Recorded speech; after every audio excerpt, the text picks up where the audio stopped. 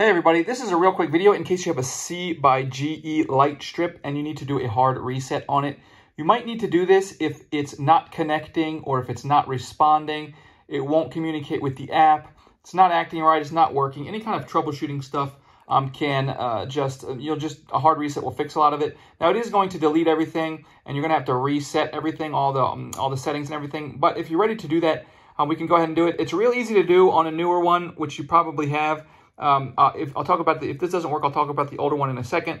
But with the newer one, all you need to do is come in and find the power button here and just press and hold this button for 10 seconds. The strip does need to be on when you start this process. So turn your light strip on and then come in and press and hold this for 10 seconds.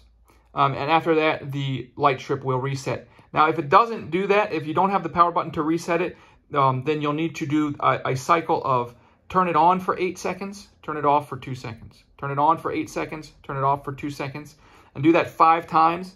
On the 5th time, you'll turn it on, back on and leave it on, and it will blink and reset.